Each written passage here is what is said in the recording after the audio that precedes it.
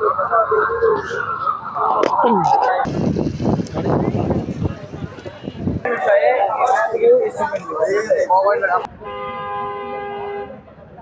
এলাকা আর মামা এলাকা টিওনের সাথে 30,000 টাকা নিচ্ছে আমাদের বাসায় ঘর দিয়ে বলে।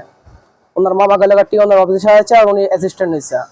আমাদের বাসায় তো গেছিল, বাসায় যা দেখে আসছে, বাসায় দেখে আসে আমার আব্বা অসুস্থ, বাসায় পড়ে আছে, এই জন্য মনে হয় আমি টাকাটা দিচ্ছিলাম ঘরটা নেওয়ার জন্য।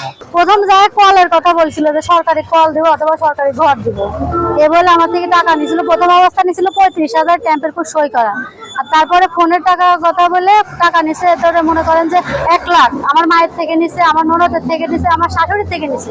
চালের কার্ড দিব, মনে করেন কল দিব, ঘর দিব, এরকম ভাবে প্রতিবন্ধী ভাতা দিব, এরকম ভাবে নানান কৌশলে আমাদের টাকা নিচ্ছে। আমরা বুঝতে পারিনি, তাই ওরকম করেছে আমাদের সাথে। আমি অচলই ধরেন হচ্ছে, তাই রাস্তার কাজ বলি টাকা লিছিলি যে রাস্তার কাজ দিব, আপনি কাজ করতে পারেন না, রাস্তার কাজ দিব এই বলি টাকা লিছি। রাস্তার যে মাটি কাটা কাজ, ঝাড় সাফ করা, এয়ারের কাজ, কাজের জন্য লিছি।